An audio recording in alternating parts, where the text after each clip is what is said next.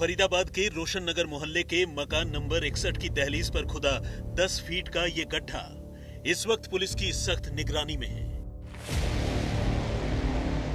क्योंकि इस गड्ढे को खुदवाया ही पुलिस ने है और खुदवाने की वजह है गड्ढे से मिली एक लाश।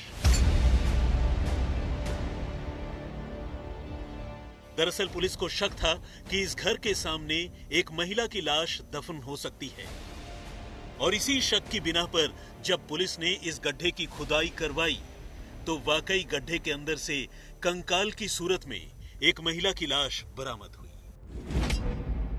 करीब 2 महीने पुरानी लाश।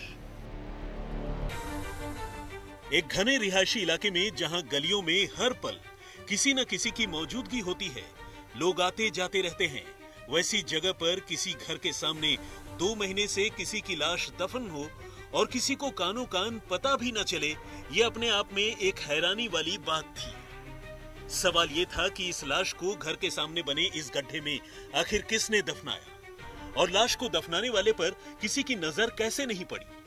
तो जब पुलिस की तफ्तीश आगे बढ़ी तो इन सवालों के चौंकाने वाले जवाब सामने आए। ये लाश किसी और की नहीं बल्कि इसी मकान में रहने वाले सिंह परिवार की बहू तनु की थी। उस तनु की जिसे उसके मायके वालों के साथ साथ ससुराल के सारे लोग करीब 2 महीने से लगातार ढूंढ रहे थे। असल में तनु किसी को बताए बगैर ही अपने ससुराल से कहीं चली गई थी। ऐसे में बहू को ढूंढने की कोशिश करने के सिवाय ससुराल वालों के पास भी और कोई चारा नहीं था। ससुराल वालों ने इस सिलसिले में पास के थाने में तनु के गायब हो जाने की इत्तला भी दी थी। उन्होंने सुबह सोखता पाट लिया, उसके दूसरे दिन ये हल्ला मचाते हैं कि हमारी बहू भाग गई। तो मोहल्ले में सबको यही पता चला कि आज आमतौर पे लड़कियां भाग रही हैं जी, तो भाग गई होगी, लेकिन शंका सबके मन में था, लेकिन कोई किसी से कहता नहीं था। ये उन्होंने ये काल वो बहू भाग गई, यहाँ से घर से भाग गई। फिर मतलब हौले हौले धीरे धीरे पुलिस आती रही जाती रही। ये मामला वाकई बहुत अजीब है और आइए इस अजीब कहानी का एक एक सच जानने के लिए अब आपको 2 साल पीछे लिए चलते हैं। ये 21 जून 2023 की तारीख थी जब फिरोजाबाद की रहने वाली तनु की शादी फरीदाबाद के अरुण सिंह से हुई। अरुण अपने पिता भूप सिंह के साथ फरीदाबाद में ही सिलाई कढ़ाई की एक फैक्ट्री चलाता था। शादी के कुछ दिनों तक तो पति पत्नी का रिश्ता ठीक रहा, ससुराल वालों के साथ भी बहू के संबंध अच्छे रहे, लेकिन धीरे धीरे रिश्तों में तल्खी आने लगी। असल में अरुण को नशे की लत थी, जिसे लेकर उसकी तनु से अक्सर लड़ाई हुआ करती थी और इस झगड़े में बहू का साथ देने और अरुण को समझाने की जगह ससुराल वाले उल्टा तनु को ही परेशान किया करते थे। ऊपर से उसे दहेज के लिए भी सताया जाता था। पिछले 2 साल में कई ऐसे मौके आए जब ससुराल वालों के जुल्मों सितम से तंग आकर तनु अपने मायके फिरोजाबाद चली गई और फिर समझाने बुझाने के सिलसिले के बाद उसकी ससुराल में वापसी हो सकी। उसे टॉर्चर करते रहते थे कि पहले तो 1 साल के लिए घर पे छोड़ दिया उसे कि पैसे लेके अपने माँ बाप से कि चीज वीज लेके आ, तब तुझे ससुराल में रखेंगे, तब लेके आएंगे, तब लेके नहीं गए वो लोग। 1 साल तक घर पर 1 साल तक मम्मी एक्सपायर हो गई थी, फिर वहीं पे छोड़ दिया था। फिर 1 साल बाद पापा करने आए थे, बड़ी उससे रख ली और फिर बात भी नहीं कराते वो लोग। फोन करती थी, अरे वो बात नहीं कर रही है, मैं मुझे वीडियो कॉल पे दिखा दो, मैं दूर से देख लूंगी कि मुझे वीडियो कॉल करना नहीं आती। उसका ससुर बोल रहा था। तो कभी फिर कभी बात होती थी उससे? कभी नहीं, 1-2 बार बात हुई है बस, और बाकी कभी बात ही नहीं कराई उसने। मगर इस मामले ने तब सबसे सीरियस टर्न ले लिया जब पिछले 23 अप्रैल को तनु एकाएक ससुराल वालों को बताए बगैर ही घर से कहीं गायब हो गई। यहाँ तक कि उसका मोबाइल फोन भी रहस्यमयी तरीके से स्विच ऑफ हो गया। तनु की गुमशुदगी के बाद ससुराल वालों ने पुलिस को इत्तला देने के साथ साथ उसके मायके वालों को भी इसकी खबर दी, लेकिन कई रोज गुजर जाने के बावजूद तनु का कोई पता नहीं चला। तनु के ससुराल वालों ने आसपास के लोगों को अपनी बहू के घर से भाग जाने की स्टोरी सुनाई थी, लेकिन उसके मायके वालों को ससुराल वालों की स्टोरी पर यकीन नहीं था।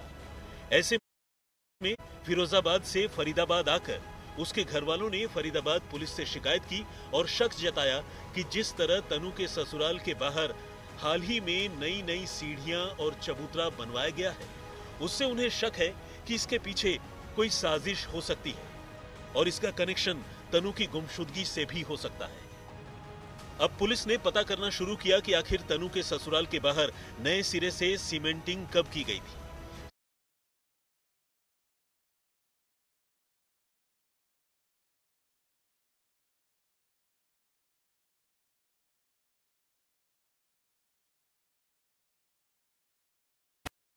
पता चला कि तनु के ससुर भूप सिंह ने अपने घर के बाहर घर में इस्तेमाल होने वाले पानी के निस्तारण के लिए ये गड्ढा खुदवाया था और 2 दिन बाद उसे खुद ही भरवा भी दिया था। जो गड्ढा खुदाया है सबके सामने खुदा है। शाम के टाइम में 7 बजे करीब खड्डा खोदे है। आज सुबह जो है ना लेबर मिस्त्री ले आके इसमें पाइप डाला, वो मलबा डाल के बराबर किया गया है। इसमें कोई कुछ नहीं देखा था इसमें है कि नहीं है। वो क्या किए, रात के किए कि कब किए, हम लोग को कुछ पता नहीं। कितने दिन पहले ये गड्ढा खोदा गया? 2 महीना पहले। 2 महीने पहले गड्ढा खोदा गया। मैं कि जब ये 2 महीने पहले इन्होंने गड्ढा खोदा था, आज से करीब 2 से सवा 2 महीना हो गया। तो जब इन्होंने गड्ढा खोदा था तो ये जिस तरह से बैरिकेडिंग लगी इसी तरह बैरिकेड कर दिया था शाम का टाइम था और बोले जी हम सख्ता बनवा रहे हैं यहाँ पे। लेकिन जब पुलिस ने गड्ढा खोदने के बाद उस जगह की सीमेंटिंग करने वाले राजमिस्त्री से बात की तो फिर उसका शक यकीन में बदल गया। असल में पुलिस को पता चला कि भूप सिंह ने गड्ढा तो घर से निकलने वाले पानी के निस्तारण के लिए खुदवाया था, लेकिन गड्ढे को भरने और ऊपर से सीमेंटिंग करने के लिए उसने राजमिस्त्री को जिस दिन बुलाया था उससे पहले ही गड्ढा भर दिया था और उसके ऊपर ईंटें भी रख दी थी। भूप सिंह ने तब राजमिस्त्री को ये बताया था कि उसने गड्ढे में पानी भरने का इरादा टाल दिया है और इसलिए इसे भर दिया है। उसने इसके बाद राजमिस्त्री से गड्ढे वाली जगह पर सीमेंटिंग करने और नई सीढ़ियां बनाने को कहा। चूंकि राजमिस्त्री को अपने काम के पैसे मिल रहे थे, वो सीमेंट से गड्ढा भर के वहां से चला गया। लेकिन पहले गड्ढे की खुदाई और फिर उसे एकाएक भर दिए जाने के इस सीक्वेंस को सुनकर पुलिस ने घर के सामने वाली जगह पर खुदाई करवाने का फैसला किया और आखिरकार इस खुदाई का नतीजा वही हुआ जिसका डर था।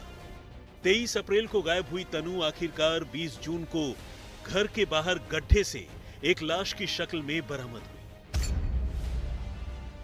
हत्या करने के बाद उसकी लाश को घर के ठीक सामने गहरा गड्ढा करके यहीं पर दफना दिया जाता है और 2 महीने तक किसी को भनक तक नहीं लगती। महिला का पति लगातार पुलिस थाने का चक्कर काटता है, लेकिन किसी ने जरा सा भी शक इस गड्ढे पे जाहिर नहीं किया, जबकि आसपास के लोगों का कहना है कि यह गड्ढा ठीक जो तनु महिला थी उसके गायब होने के जिस दिन से परिवार ने कहा कि तनु गायब है उसके 1-2 दिन पहले ही ये गड्ढा खोदा गया था। तो पुलिस को जरा भी शक नहीं हुआ कि इस गड्ढे में वो कम से कम इसको खुदवा करके थोड़ी इसकी जांच पड़ताल कर ले। ये पूरा मामला 23 अप्रैल का बताया जा रहा है, जब 23 अप्रैल को अरुण ने अपने उनसे पूछताछ खाने वाला था। तनु की हत्या उसके ससुर भूप सिंह, उसके बेटे यानी तनु के पति अरुण सिंह और उसकी सास सोनिया ने मिलकर 22 और 23 अप्रैल की रात को साजिशन अरुण ने अपनी पत्नी तनु और बहन के खाने में नींद की गोलियां मिला दी थी ताकि एक का कत्ल किया जा सके और एक को कत्ल की वारदात से अनजान रखा जा सके। वैसे तो तनु की सास सोनिया पूरी साजिश से वाकिफ थी, लेकिन फंसने से बचने के लिए वो पहले ही अपने मायके चली गई थी। प्लान ये था कि भूप सिंह पहले बहू के कमरे में जाकर उसकी हत्या कर मिलकर लाश ठिकाने लगा देंगे। लेकिन कहानी का एक और दर्दनाक पहलू ये रहा कि भूप सिंह जब कत्ल करने के लिए अपने बहू के कमरे में गया तो गहरी नींद में सो रही बहू को देखकर उसकी नीयत बिगड़ गई और उसने कत्ल से पहले बहू के साथ रेप भी कर डाला। इसके बाद गला घोंटकर उसकी हत्या कर दी और फिर दोनों बाप बेटे ने मिलकर प्लान के मुताबिक लाश को रातों रात घर के सामने खोदे गए गड्ढे में डालकर उसे मिट्टी और ईंटों से भर दिया। यही वजह है कि घर में सो रही तनु की ननद को भी अपनी भाभी के कत्ल की इस वारदात का पता ही नहीं चला। क्राइम ब्रांच ने फिलहाल भूप सिंह के अलावा पति अरुण और सास सोनिया को भी गिरफ्तार कर लिया, लेकिन लोकल पुलिस की भूमिका इस मामले में शक के घेरे में है। सवाल यह है कि लोकल पुलिस अब तक इस राज से पर्दा क्यों नहीं हटा सकी जिससे क्राइम ब्रांच ने हटा दिया। ये सवाल तो पल्ला थाने की पुलिस के मन में भी होना चाहिए था कि एक घर में जहां 5 लोग रहते हों, वहां एक की हत्या हो जाए और सिर्फ एक को छोड़कर परिवार के बाकी लोगों को इसका पता ही न चले। ये भला कैसे हो सकता है? सवाल ये भी है कि आखिर कोई अकेले रातों रात लाश गड्ढे में डालकर ऊपर से मिट्टी और ईंटों से उस गड्ढे को कैसे भर सकता है? देखिए, जब भूप सिंह के अलावा घर के बाकी लोगों की भूमिका को लेकर हमने लोकल पुलिस से सवाल पूछा तो एसीपी साहब का क्या कहना था। 21-22 अप्रैल का मामला है, 23 को आपके सामने आया। तो अब तक जो पूरा केस देखे आप कि कैसे मर्डर हुआ, मर्डर के बाद बॉडी दफनाई गई और जैसे रिकवर हुई, तो क्या आपको लगता है कि भूप सिंह अकेले ये सारा कर लिया? देखिए, ऐसा है, हम भूप सिंह को पुलिस रिमांड पे लिया हुआ है। अभी पुलिस रिमांड पे लेंगे, आज कोर्ट में पेश करेंगे, उनसे पूछताछ गहनता से करेंगे, क्योंकि ये कत्ल का मामला है। इसमें हर पहलू को मद्देनजर रखते हुए कार्रवाई की जाएगी। इसमें पहला केस कब दर्ज हुआ? ये 24/4 को, 24 अप्रैल को जी। उसके बाद पुलिस इन्वेस्टिगेशन के लिए घर भी गई? ये हमारा 21-22 की बात थी और 25 तारीख को हमारा मुकदमा दर्ज हुआ था, 25/4 को, सॉरी। उसके बाद पुलिस तो इन्वेस्टिगेशन के लिए घर गई भी होगी? हाँ, घर गई, बिल्कुल पूछताछ की। कभी शंका नहीं हुई कि बॉडी यहीं दबी हुई? नहीं, गड्ढे पर से होकर के ही गई। देखो, जब हम पुलिस इन्वेस्टिगेशन करती है गुमशुदगी की, तो हर पहलू को मद्देनजर रखते हुए करती है, ठीक है ना। तो पुलिस लाश पर से गुजरती रही और उसे जरा भी अंदाजा नहीं हुआ कि घर के ठीक सामने आरोपी ने बॉडी को 12 फीट गहरे गड्ढे में दफना रखा। जिस तरह से तनु की हत्या की गई उसमें पुलिस की मुस्तैदी से भी शायद उसकी जान तो नहीं बच पाती, लेकिन अगर पल्ला थाने की पुलिस ने पहले ही मामले को गंभीरता से लिया होता तो इतना जरूर होता कि कत्ल की इस भयानक वारदात के खुलासे में 2 महीने का वक्त नहीं लगता। तुरंत ही शक हो गया कि इसकी कुछ वो है, इसी ने कुछ किया, मार दिया। तुरंत ही बोला, पल्ला थाना पे बोला, वहाँ पे भग रहे हैं, वहाँ से यूपी से आ रहे हैं, टैक्सी वाली गाड़ी करके आ रहे हैं। कोई सुनवाई कहीं पे कुछ भी नहीं थी। वहाँ पे बोल देते अरे मैं तुम्हारी लड़की जिंदा ला के दूंगा, बट कुछ नहीं हुआ वहाँ पे भी। अब क्या हुआ? कुछ नहीं है, बस रात में फोन किए कि ऐसे ऐसे सबूत मिल गए कि आप सब लोग आ जाओ। तो वहाँ पे गड्ढा था, पहले बोला कि गड्ढा खुदवा लो, लेकिन नहीं, मैंने तो वो सोफ्ता बनवाया है। पुलिस वाले भी कह रहे सोफ्ता है वहाँ पे, मतलब पल्ला थाना वाले, तो उनने भी कोई वो नहीं करी। अगर पुलिस समय पे कार्रवाई करती तो? कोई कार्रवाई नहीं थी, कुछ भी कार्रवाई अगर होती तो 2 महीने नहीं होते। इतने भग भग के आ रहे, एक भी नहीं सुना किसी ने भी, यहाँ भग रहे हैं वहाँ भग रहे हैं। और उनको बिठा लेता था, हमसे कहते तुम लोग जाओ, तुम्हारी लड़की मैं जिंदा ला के दूंगा। पता नहीं पैसे भर दिए, क्या कर दिए, कुछ भी नहीं सुना उसने। फरीदाबाद से सचिन गौड़ के साथ हिमांशु मिश्र, आज तक। फरीदाबाद के तनु की तरह कर्नाटक के गडक की रहने वाली एक लड़की मधुश्री भी रहस्यमयी तरीके से अपने घर से गायब हो गई थी। मधुश्री का तो पूरे 6 महीने तक किसी को कुछ पता ही नहीं चला, लेकिन 6 महीने बाद एक मोबाइल फोन में पुलिस को एक ऐसे एसएमएस का पता चला जिसने एकाएक गुमशुदगी की इस पहेली को सुलझा दिया। मधुश्री भी एक कब्र से किस्तों में बरामद हुई।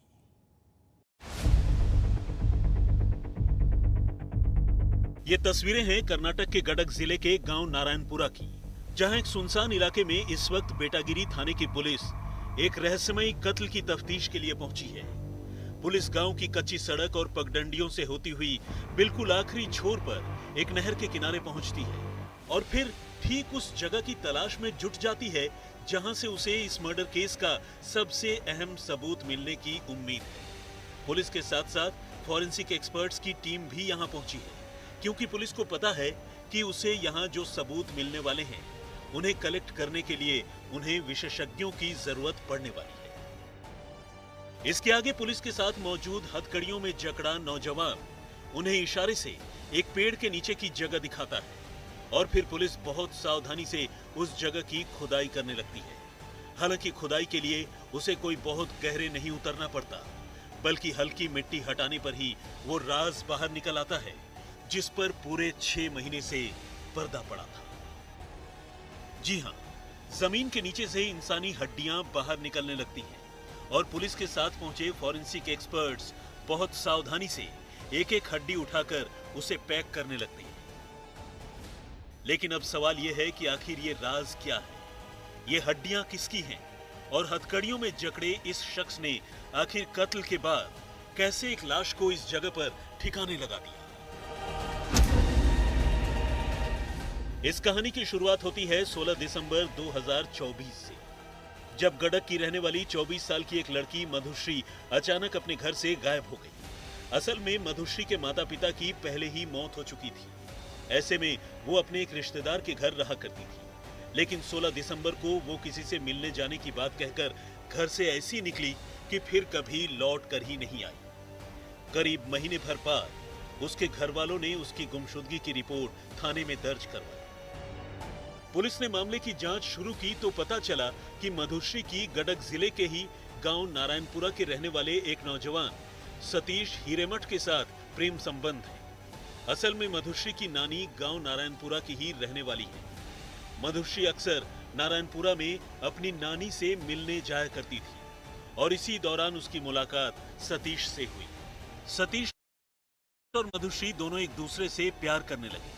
दोनों के बीच ये रिलेशन पिछले कई सालों से चला आ रहा था। गुमशुदगी के बाद मधुश्री का मोबाइल फोन वैसे तो स्विच ऑफ हो चुका था, लेकिन फोन की कॉल डिटेल भी सतीश के साथ मधुश्री के रिश्तों की तस्दीक कर रही थी। ऐसे में पुलिस ने सतीश को पूछताछ के लिए बुलाया। पूछताछ में उसने 16 दिसंबर को मधुश्री से मिलने की बात तो कबूल की, लेकिन उसने बताया कि मुलाकात के बाद उसने उसी रात को मधुश्री को एक ट्रैफिक जॉइंट पर ड्रॉप कर दिया था, जहां से वो खुद ही अपने घर के लिए निकल गई थी। लेकिन इसके बाद वो कहां गई उसे नहीं पता। सतीश एक पेट्रोल पंप में काम करता था। पुलिस ने जब सतीश के बारे में जानकारी जुटाई तो पता चला कि सतीश उस रोज ड्यूटी पर भी मौजूद था। ऐसे में बगैर किसी सबूत के सतीश पर हाथ डालना पुलिस के लिए थोड़ा मुश्किल काम था। लेकिन चूंकि सतीश ही वो शख्स था जिससे मधुश्री की आखिरी बार बात हुई थी, तो फिर सतीश से दोबारा पूछताछ करना बनता था। लेकिन पूछताछ से पहले पुलिस ने सतीश और मधुश्री के बारे में काफी जानकारियां इकट्ठा की। इस दौरान 6 महीने का वक्त गुजर गया। छानबीन में पुलिस को पता चला कि सतीश की पहले तो मधुश्री से रोजाना फोन पर बात हुआ करती थी, लेकिन 16 दिसंबर के बाद से उसकी एक बार भी मधुश्री से बात नहीं हुई थी, क्योंकि मधुश्री का फोन इसके बाद कभी ऑन ही नहीं हुआ। लेकिन जब पुलिस ने मधुश्री और सतीश के मोबाइल फोन की कॉल डिटेल की बारीकी से जांच की, तो उसे एक ऐसी बात पता चली जिसने उसका शक सतीश पर और गहरा कर दिया। पूछताछ में सतीश ने 16 दिसंबर को अपनी लोकेशन हितलागिरी नाम की एक जगह पर बताई थी, जबकि उसके मोबाइल फोन में उस रोज रिसीव हुआ एक मैसेज उसके बताई गई लोकेशन से मैच नहीं कर रहा था, बल्कि सतीश की लोकेशन उसी नारायणपुरा गांव के आसपास नजर आ रही थी। ऐसे में पुलिस को यकीन हो गया कि 16 दिसंबर की रात को लेकर वो कुछ झूठ बोल रहा है। इसके बाद जब पुलिस ने इन सबूतों के साथ उससे पूछताछ की तो वो टूट गया और उसने कबूल कर लिया कि उसी ने मधुश्री की जान ली है। पुलिस के मुताबिक मधुश्री सतीश से शादी करना चाहती थी, लेकिन सतीश इसके लिए तैयार नहीं था। ऐसे में 16 दिसंबर को जब मधुश्री अपने घर से भागकर सतीश के पास पहुंची तो वो शादी के मसले को लेकर